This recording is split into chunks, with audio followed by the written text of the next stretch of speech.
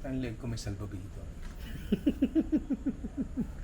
Kaya ko pag ako swimming, hindi ako malulunod niya.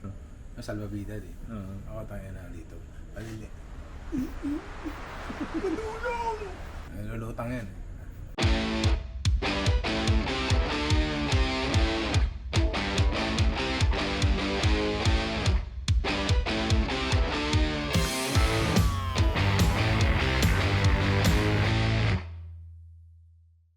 Okay, so Happy New Year sa inyong lahat, no? Happy 2021. Alam ko hindi masyado naging maganda ang ating 2020, pero bawi na lang tayo, no? Speaking of pagbawi, I'm sure nung Pasko at Bago Taon ang dami mong kinain, no? So, medyo boss tayo ng konti, bawi tayo ng konti, gulay-gulay muna tayo, no?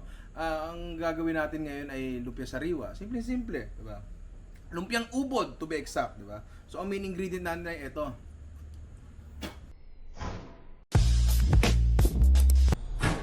Kinakain ng hilaw yun. Ubod. Yan.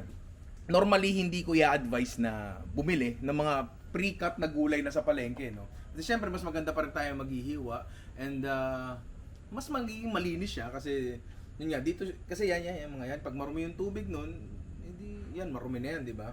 Pero kasi, late ako gumising, wala na akong nabiling ubod na malaki, no? Kaya, tsaga na lang muna tayo dito. Okay. So, yun. Nga pala, dami nagtatanong eh. Nagtatanong siguro kung ano ang ubod, di ba? Ang ubod is heart of palm sa wikang Ingles, di ba?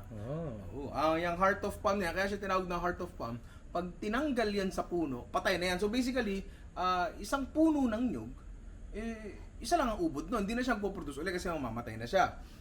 Nandun niya sa pinakatuktok, I think. So, kung ito yung yan yung puno, di ba? Oo, grabe. Ito yung mga kadahunan niya, yung dahon niya. Nandito yung mga buko-buko, di ba? Pag pinutol mo yan, doon sa gitna, nandun yan eh. I think kung tama pagkaka-explain sa akin ng gwardiya sa palengke. Merong dalawang main components ang ating lumpiang sariwa, and that is the filling and the wrapper. So magsisimula tayo sa filling, syempre.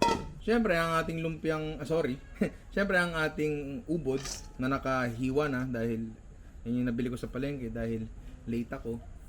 Sorry. Pero yun nga, kung may mabibili kayong buo and yung malambot na part, yung choice cut, yung nasa taas, yun ang bilhin nyo. O kaya susunod natin ingredient ay carrots. Sa dami ng carrots, bahala na kayo. Pero siguro mga 1/4 ng total ng inyong ubod. So kung 1 kilo ang ubod nyo, 250 grams. Balatan nyo ng konti. Balatan nyo, ba't konti? Ano ganyan lang, okay na. No, tol.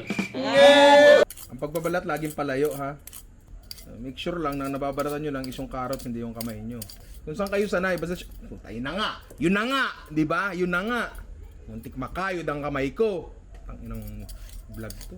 Matutong kampabalat ko. Nga tayo sa ano? Okay, so ang kailangan natin gawin ngayon is hiwain natin to. Katulad nung paghiwa natin dun sa... Katulad nung hiwa nung ubod pala. Di pala ako naghiwa niyan, no? Pwede nyo gawin yan. Total, meron tayong knife skills video, di ba? Wala naman masyadong problema dun. Pero kasi, ang ninong nyo, tamad. Gagamit tayo nito. Ang tawag dito ay mandolin. At merong love-hate relationship ang mga kusinero sa mandolin na yan.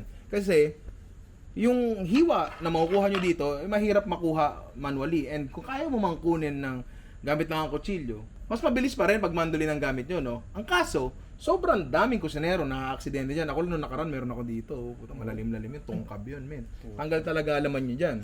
So, timplahin nyo na lang ano ba mas mahalaga sa inyo, pantay-pantay hiwa ng carrots o kamay nyo. Bahala na kayo mamili doon. Pero ako, for now, ito gagamitin ko kasi mas maganda siya and alam mo yun, katamad eh. Diba? So, pwede kang gumamit ng handguard. Ako gumagamit na ako ng yan, handguard, finger guard. Pag medyo malapit-lapit na, pero pagka ganitong malaki-laki pa, rekta lang para. Check nyo muna kung okay. Ayan, no? Uy. Diba? Pare. Grabe. Diba? Parang tooth. Kung natatakot kayo sa ginagawa ko, sabihin ng normal na tao ka pa. Nakakatakot kasi talaga to. Dami na pala ng carrots. Okay na to.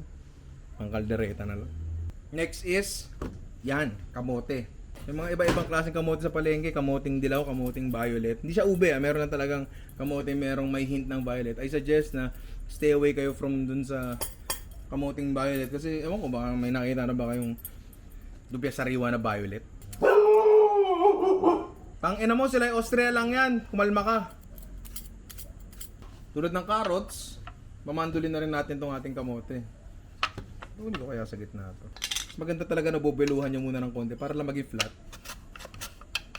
Ayan. Tsaka nyo lalagyan ng handguard. Putang na. Ano pa sinasabi ko? Madidisgrasya din naman ako. Tangin ng mandolin to, hindi kaya kamote. Hindi kaya naman. Nakakatakot lang talaga. Ito na ang mixture ng ating gulay, no? Tsaka ngayon natin siya huhugasan kapag nahiwa niya. Pagka ganun kasi, feeling ko mas nababawasan yung mga lalo sa kamote, no, yung starch. Tsaka meron din kasi mga puti-puting katas to eh.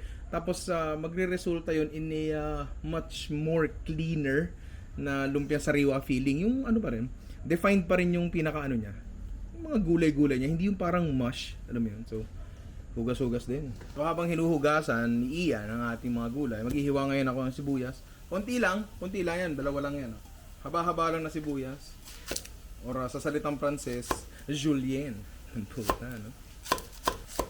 So nga, hiwain lang natin siya ng haba-haba or julienne, tulad nga sabi ko kanina. Huwag ganyan ha. Huwag ganyan. Tinuro ko na sa knife skills to. I-trace nyo yung shape ng onion pag ganyan. Ha? Pero it doesn't really matter. Ano ba yun? Sibuyas lang yan, men. Mga pressure. At kung hindi mo pa rin sinusunod ng sinabi ko na mag-rep ng nakachap ng bawang sa mantika, hindi ko alam ba't natutulog na mantika pa rin ang ginagamit nila, no? Pero gagamitin nyo dapat dito, mga hindi natutulog na mantika, ayun, mga corn oil, mga, ano yun? Soybean oil, kahit ano, di ba? Mag-coconut oil kasi medyo natutulog eh. So, wala kayo yan, mag-chop kayo. Kung meron, ayan, labas mo, di ba? Mas mag-isa na tayo. Siyempre, mag-iinit na tayo ng ating wok para makapag-gisa-gisa na. Siyempre, magsisimula tayo sa oil of your choice, and my choice is normal na mantika lang muna, no? Kasi baka maging pula lahat eh. Pangit naman yun, di ba? Konti lang muna. Just enough to lubricate the pan. Maglalagay tayo ng bawang hanggat di pa masyado mainit ang ating mantika. Yan yung sagot, ha? Yan yung sagot doon sa mga nagsasabi na hindi, dapat ang unang ginigisa ay sibuyas kasi nasusunog ang bawang. Pucha, inaamoy yung apoy mo. Huwag kayo iiyak. Ano, bawang pa maghihina ng apoy mo? Ganon? Hindi. Yung sibuyas mo. Yan din ang kinaganda ng wok. Totoo lang. Kasi yung wok, sa sobrang nipis niyan, very reactive siya sa kung ano ang nasa ilalim niya. Meaning, kung humina ang apoy, lalamig din siya ng mabilis. Hindi katulad yan ng mga ibang kawali, lalo yung mga cast iron na malalaki. Yung mga cast iron na yan, designed siya na mag-retain ng init mismo, di ba? So kahit patayin mo ang apoy sa cast iron, dala-dala niya pa rin yung init na yun. Parang ano, di ba? Sisig. Next doon is ang ating halo-halong gulay na hinugasan. Specify ko yung hinugasan, ha? Grabe. Yung nakita niyo yung ginawa ko. Kasi pag nagtutos kayo, puro pag ganyan lang yan. Puro pag ganito lang yan. Parang naman to nasa gilid. Yan o. Diba nakita ko para may linya? Diba? Gagawin mo, iikot mo ngayon yan. Yun. Bali yung linya pag gano'n, pag ganito na ngayon siya. Diba? Tsaka mo siya itotos uli. Ayun, kung kaya mo naman mag-toss, di, ayun, may wooden spoon naman tayo dito. Kaya ma-pressure kung hindi kayo marunong mag-toss. Hindi kabawasan yun sa pagiging kusinero. Si Ian nga, supot eh. Kabawasan ba yun sa pagiging lalaki? Hindi. Actually, saglit na saglit lang talagang lulutuin yan. Diba? Kita nyo, may integrity pa ang ating gulay. Diba? Yung timpla, pwede nyong ihabol na lang sa huli. Yan, patayin na natin. Diba? Asin, asukal, paminta, wala nang iba. And kaya ko inuna to kasi kailangan natin itong palamigin. Kasi mahirap magpalaman ng mainit, di ba? So, palamigin natin to and mag-proceed na tayo sa ating wrapper. Okay, so ngayon, gagawin na nga natin to. Sabi ko kanina, is yung wrapper. Ngayon, itong wrapper na to, meron tong base recipe. Jerome, paki-type na maayos to, 1 cup ng cornstarch, isang itlog, half cup ng harina, tsaka 1 cup ng tubig. Asin, kurot lang, tsaka mantika just to help lubricate. Pero, etong recipe na to, hindi kasi siya hindi siya sobrang straightforward eh. Oo, pwede mo siyang gawin and makagawa ka naman siguro ng dissenting wrapper. Pero kasi naging problema dito, paminsan-minsan may mga araw na masyado siyang makapal, di ba? May mga araw na masyado siyang malabnaw. Minsan, towards the end, nagsesettle na sa ibaba kahit hinahalo mo, no? Nagsesettle na sa baba nun, lalagyan mo yung solid. So, nag-iiba yung consistency niya from start to finish. So, what I suggest is gumawa na lang kayo ng, hulaan nyo na lang, ha? Pero yun yung recipe to keep in mind, yun yung ratio to keep in mind. Kasi ang pinakasikreto dito is yung consistency niya bago siya mailuto, 'di ba? Kasi yun yung magde-determine kung gaano siya magiging kung gaano siya kakapal basically. So magsisimula ang ating wrapper sa itlog, syempre. Siguro ano ba yun? Mga 5 itlog siguro, marami-rami yung palaman natin eh. Oops. Harina, yan. Hindi ko alam kung gaano karami yan. Cornstarch na nakalagay sa lalagyan ng mayonnaise. Hindi talaga best foods yung cornstarch natin, pero since andito na rin lang tayo, best foods. Baka naman. Best foods cornstarch ang puta. Tapos tubig. I-whisk nyo lang. Dito nyo na malalaman yung consistency kung kailangan nyo pa bang i-adjust or anything. Diba? Ang consistency na hinahanap nyo ay malabnaw, hindi parang pancake ha. Hindi parang pancake. Kasi gusto natin to manipis lang. Tama ba yon? Tama. Tama yon. So dapat medyo malabnaw siya, di ba? Kasi kung hindi, yun nga, tulad ng pancake, di ba? Pagka drop ng pancake doon sa mainit na pan, titigas agad siya. Eh, ayaw natin nun. Lagyan lang natin ng asin, syempre, para may lasa yung wrapper natin. Sa restaurant, ang ginagawa namin dito is naglalagay kami dito ng pangulay in the form of atsuete water, and that's atsuete na niluto lang sa tubig, ganun kasimple, di ba? Pero since maglalagay lang din tayo ng mantika dito, and ang mantika ilalagay natin is our oil of your choice, kulay pula, ito na lang ilagay natin, di ba? Pero optional lang naman yung pagkukulay sa lumpia wrapper, di ba? Kung gusto mo lang madilaw, di dilawan mo. Kung ayaw mo, wala naman masyado mababago doon. So okay na to, pwede na tayo mag-proceed sa pagluluto, di ba? Okay, so gagawa na tayo ng wrapper, no? Yung kailangan natin ito, non-stick na crepe pan, di ba? Actually, di ko alam kung crepe pan ba talaga siya. Kasi yung mga crepe pan na nakikita ko, talagang maninipis. Eh, ewan ko. Basta isang manipis na, yun nga, lutuan, na flat, medyo manipis, na yun nga, putang ina ba sa ganyan? Okay, so eto, medyo tricky talaga tong gawain na to. Totoo lang ha. Yung unang-una nyong gagawing wrapper or crepe, sasablay talaga yan. Most likely. Diba? Una nyo kailangan gawin is initin nyo ang inyong pan. Diba? Maglalagay kayo ng mantika. Ang mantika nyo, hindi dapat nagpupul. Kasi pag nagpul yung mantika nyo, meaning yan yung masyado makapal. Diba? Kung nagpul yun, makaka-apekto yun ng malaki sa itsura at sa texture ng wrapper natin. Ayan, pag mainit na ang ating pan, yan, kita nyo, nako-coat na yung buong yung surface ng pan. Kailangan nyo neto, kumuha kayo ng extrang stainless bowl at dyan nyo ilagay yung excess na mantika. Mahalaga yan, pare. Mahalagang yan. So, kumuha ka ng tissue, kitchen towel. Huwag yung huwag yung pampuwet, yung pang talaga, pang kitchen talaga. So, punasan nyo para din matanggal yung excess. Utangin na mo, Luna. Para matanggal yung excess na mantika. Kasi kailangan talaga natin is legit one layer lang. So, eto, ilalagay natin yan dyan kasi eto rin mismo ang ipang-re-reapply natin ng mantika dito. Ngayon, today, tang ina mo. Ano ba? Putang ina ng joke, para pork chop duo ang puta. 90s na 90s, tang ina naman ito. Siyempre, nilulugar ko lang yung edad ko. Yung edad mo. Putang ina mo, edad ko talaga. Oo. Okay, so ayan na, medyo mainit na ang ating pan. Pero hindi siya nang gugumalit. Dito mo ngayon, ito yung mahirap ituro eh. Kasi sa totoo lang, kailangan mo talagang practicein to. Kuha ka ng yung butter. Tandaan mo pala, no? Hahaluin mo ng mabuti ang iyong butter. Hindi butter ha, butter. Yan to. Hahaluin mo ng mabuti itong mixture mo. Kasi sabi ko nga kanina, nagsesettle sa ilalim yan. Diba? So, para consistent lang yung kanyang consistency, thickness, consistent ng consistency. Tapos kapag napapansin nyo lumalapot siya, dagdagan nyo ng tubig pare, walang problema doon. Pag ang ating, again, crepe pan ay medyo mainit-init na ng konti, saktong init lang, kumuha kayo ng inyong estimated amount ng butter. Hindi ko rin sure ngayon ko palang gagawin ito so boost natin. Yan. Gusto ganyan. Laro-laro nyo ng konti, mahilig naman kayo dyan. Yan.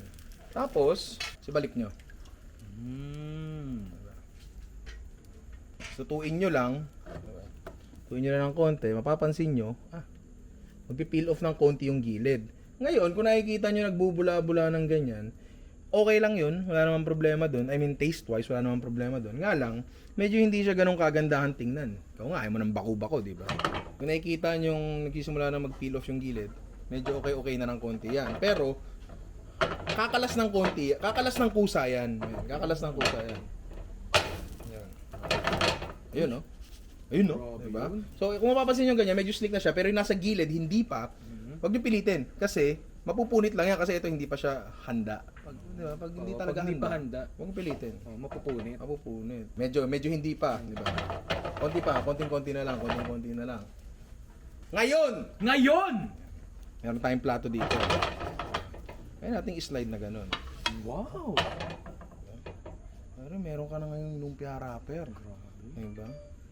Oh, diba? Bakit may langaw? Pang ina, ba't may lamok? Gago, may lamok sa lumpia wrapper, gago. Gago, may lamok talaga. Flavor yan. Gago po, sila lamok sa lumpia wrapper, ang putang ina. So, itatapon namin to. Kasi unang gawa. May lamok.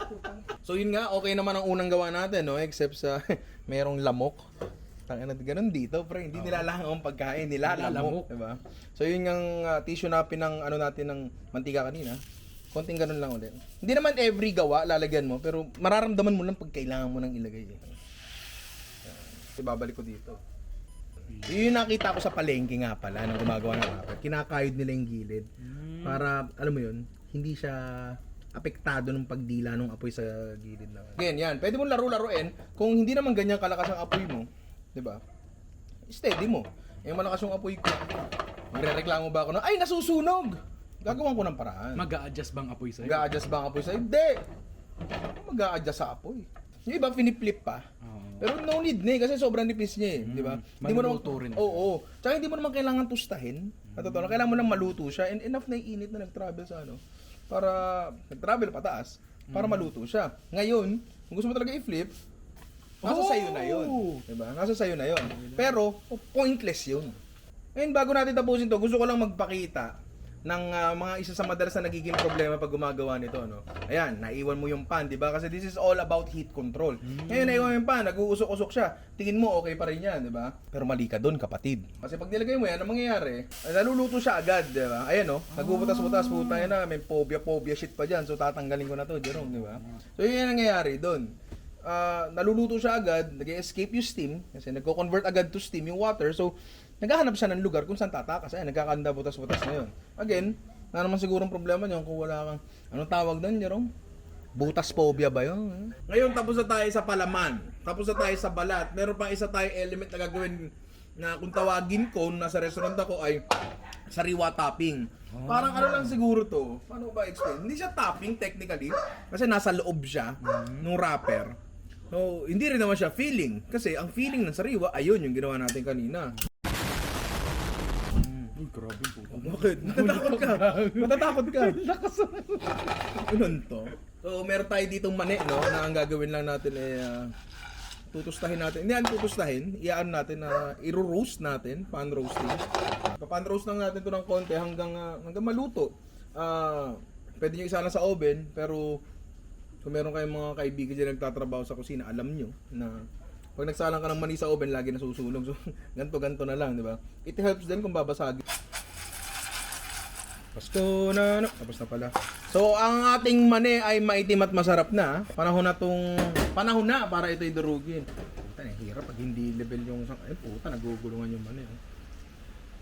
Teka. Kasi pag may ibang paraan. Kasi pag gugulong-gulong yan, oh, ayan, oh, puta, oh. Hanap tayo ibang paraan. Ito, kasi yung arnis normal, manipis lang. Ito, ano to? Pang ano to? Extreme arnis. So, didig-digan natin to. Crispy garlic na paubos na. Kung kailangan na namin gumawa uli. Una sukat pero siguro mga half ng volume ng mani. Sesame seeds na kailangan toasted, toasted siya. Kasi kung pag di mo siya tinoast, wala. Parang lasa lang siyang balakubak. Parang lasa ng balakubak. Parang cornflakes sa matabang. Kumakain ka ng balakubak? Wala kang pakialam sa mga nakaraang karanasan ko. Ay, sorry po. Diba? Kasi yung mga karanasan ko na yan ang nagtulong-tulong para mabuo kung sino ako ngayon. Tapos asukal na puti, pwede rin asukal na brown, asukal na berde, asukal na pink. Bahala kayo. Basta asukal, walang problema doon. Konti lang din. Tapos asin. Bakit asin ang gagamitin ko? Fine salt, wala na tayong fine salt. Kasi hindi tayo maglalagay ng patis dito kasi gusto natin tuyo yan. Konti lang, konti lang. Ito, tawag ko tulad ng sinabi ko kanina. Ang tawag namin ito ay sariwa topping, no? Nilalagay lang namin to dun sa iba kasi manilang yung binubudbud eh, 'di ba? So, pati natin dagdagan, 'di ba? Introduce flavor whenever you can, pare. Magdadagdag to ng texture dun sa ating lumpia sariwa kasi malambot ang gulay, malambot ang wrapper. Lagyan natin ng konting crunch baga. Sa ika-apat na component ng ating lumpia sariwa, yan. Ano ba sinabi ko kanina, dalawa lang ang component ng lumpia sariwa eh. Oo. Pero mali ata ako doon kasi nasa pang-apat na tayo. Sarsa. Meron tayong tubig dyan na nilagay namin gamit ang isang baso na ninakaw namin sa isang militihan. Shoutout sa inyo, maraming salamat. Bakit? Akala ko pwede i-take home eh. Diba? Bakit? Pag bumili ka ba sa McDo, sosoli mo yung cup? McDo! Sa tubig natin, bago kumulo, lagyan na natin ng soy sauce. Oh. Ba't yung ano mo? Yung chicken oil mo may sticker pero yan wala. Wala pang sumasagot eh. Pero sa totoo lang, alam mo ano to? Oh. Dato puti yan. Ah. Alam mo kung bakit dato puti yung gamit ko? Bakit? Kasi napakasarap ng tuyo ng dato puti. Oh. Grabe pala. Oo, kaya dato puti. Baka naman. Pagkatapos natin lagyan ng toyo, lagyan natin ng asukal na pula. Wala tayong sukat-sukat dito, men. Ano yan? Nasa panlasa niyan. O pag kumukulo na ang ating yan. Lagyan nyo na ito, kabisado niya yan. Cornstarch and water mixture habang si Ian ay nagpapalit ng ilaw ng ating rig nang hindi niya pinapakalog ang camera. Kaya ko yan. Pwede namang ipos eh. Puta yun. Ano ganun kakalupit. So, assemble na nga tayo. Tama. Puta, napunit. So, ingat kayo sa lumpia wrapper nyo, no? Kasi minsan talaga napupunit. Yung mga sunog-sunog na yan, pwede yung tanggalin, pero wala namang problema dyan. Yan yung mga nakalawit kanina sa gilid ng pan. Tapos, pwede nyo lagyan yan. Malit na. Small things again. Small things. Tapos, lagyan nyo na ng palaman nyo. Nasa sa inyo na yan kung kakamayin nyo. Kung magkukutsara kayo, ako naman kakain yan eh. So, small things. Kung gaano karami, kayo na rin bahala. Tapos yung ginawa nating sariwa topping. Small things. Small things. Sarado na natin dahan-dahan. Bukas. Natin pilitin. Huwag tayo mamili. Tapos ang ating sauce na ginawa natin kanina, no? Yung consistency niya, okay na okay siya. At least for me, okay na okay. Sakto lang. Parang you can always add extra naman eh, di ba? Yung ating sariwa topping, yan na rin ang garnish natin. Topping talaga siya kasi nasa top na siya. So ito na ang ating lumpia sariwa ala Ninong Rai, di ba? So, abang naantay natin. Tara, tikman na yan. So ito na ang ating lumpia sariwa, no? So, 'di ba, galing nga tayo sa matindihang kainan, inuman nung Pasko bagong taon. Medyo bawas-bawas tayo ng konti. Okay lang naman siguro, 'di ba? Wala namang problema doon. Oo naman. Diba? So, ayan natin. So, okay. Anong tinuro ko sa inyo ngayon dito? Ano? Wala. Wala. Siguro yung pagluto ng lumpia wrapper, no? Pero para masabi ko sa inyo na tinuruan ko kayo ng iba't ibang application ng lumpia wrapper, kailangan may iba siya application, di ba? Meron pa tayo isang malupit. Ay, sorry. Ulitin ko ha. Isang malupit na application ng lumpia wrapper. Saglit na. So medyo yun nga, na busog tayo ng konti kasi dinner na yun eh, yung ano na yun, yung lumpia sariwa na yun, good sa dinner eh. So, syempre, pag dinner, kailangan natin dessert, di ba? Tulad ng sinabi ko, gagawa tayo ng dessert gamit ang lintik na lumpia wrapper na yun. Gawin na natin. So, nakagawa na nga ako ng marami dito. Ito yung panggawa natin ng crepe cake, di ba? Tulad ng sinabi ko kanina, halos parehas lang with one minor difference. Yung batter natin, mas malapot lang ng konti. So, kung gumana yung ginawa niyong mixture nung una, Luna! Ingay ang puta. Bawasan nyo lang ng konti ng tubig. Yun lang yun. Tapos pagdating dito naman sa pagluluto, ganun pa rin, pero kakapalan natin ng konti. Sakto na dapat yan. Buso dyan, paikot-ikot nyo. Pag may nagpo-form na butas, i-ano yung basang butter para makover siya. Yan. Lalagay na natin dyan hanggang maluto. Ang pagkakaiba nito, mas makapal to. Mas makapal to kaysa dun sa una nating ginawa. Habang niluluto ko to, sabihin ko lang sa inyo na hindi ito tunay na crepe, Hindi ito yung parang crepe na nakikita niyo yung may kahoy pang ginaganon. Hindi ito yun. Ano lang to? Parang it's just something na, pagkatapos natin gawin ang ating napakadaling lumpia wrapper na walang chicken oil, no? Proceed tayo sa pangalawang component ng ating dessert, which is ang ating chocolate sauce. Diba? unang-unang kailangan ay cocoa powder, highest quality na cocoa powder na meron ka, di ba? Ano sa totoo lang, sobrang dahil ko pang kayang gawin sa tsokolate. Kaya ko nga mag-chocolate adobo eh. Wow! Oo, gago! Grabe Oo, naman. gago! Tapos konting-konting tubig lang. Hindi, dagdag ba konti lang? Yan. Okay. Basically, ang gagawin lang natin ay tutunawin lang natin ng tubig at asukal. Yun na yun, sa totoo lang, yun na yun. Ilang layers ba yun natin? Good sa siguro to, ganito karami. So, gano'n lang siya kadali, no? Meron ka ng chocolate sauce. I-adjust mo na lang yung lasa, consistency, kung paano mo gusto, no? Malapot siya kasi kailangan ko siya maging malapot. Kasi, basta, pakita ko na lang. Off fire, no, ang ating chocolate sauce. Ayan, oh. Yan, medyo pourable consistency. As it cools down, medyo mas malalapot pa siya ng konti, di ba? Dito, ito optional lang to, pero pagka nilagay nyo to, magkakaroon siya ng another dimension ng lasa. Hindi kayo malalasing dito, no? Lagyan nyo lang konting-konting. White Castle Light, pare. Uy! Okay, gano'n na yan. Okay na yun. Goods na yun. Hindi nyo siya kailangan lutuin to kill the alcohol flavor. De. Gusto nga natin nandun yun eh. Kaya nga off fire natin ilagay. Kaya assemble na natin ang ating crepe cake. Crepe cake. Kasi hindi talaga siya crepe. Baka may mga Frances na mag-react dyan, di ba? Ano siya? Di butang yun na, wag crepe cake. Lumpia cake. Butang yun na, di ba? Para wala tayong away-away dito, di ba? So, ang una natin kailangan gawin is kumuha ng serving platter kasi doon mismo natin siya bubuin.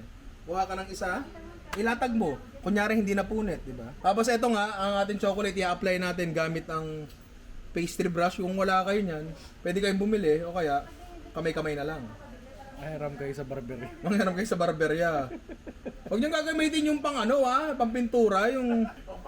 Oh. Tapos, next layer. Sentro nyo Sentro nyo. Boom. Pwede na. Tapos yung pangalawang sauce natin. Grabe. Yun. Uy, tumatansik-tansik. Ay! Sorry. Kunti lang. Manipis na layer lang din.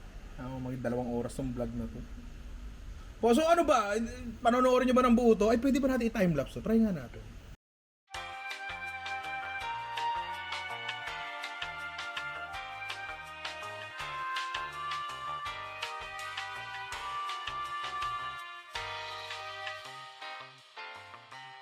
Iyan, ikaw maglinis Nung titing naman talaga, oo. Babalik ta rin ko kasi ito. Alauna! Alas Alas 2! Alas 3! Alas 3:30! Alas... Uy! Ay! O mga kupal, quiet on the set Last scene na to, last scene na. So ito na ang ating crepe cake na medyo sablay. Kasi mainit pa yung crepe nung... sorry, lumpia wrapper. Baka lang may mag-react na Frances dyan. No? Grabe naman. Boom! Nagsasabaw! Makikita nyo, malinaw na malinaw ang layer separation. Kasi putang ina, inisa-isa natin yan. Madali pang i-improve to no? Una sa lahat, nyo kaming gayahin, kaya magmadali, no? Pero you get the idea, pwede nyo i-improve to sa inyo. Chocolate sauce na lang.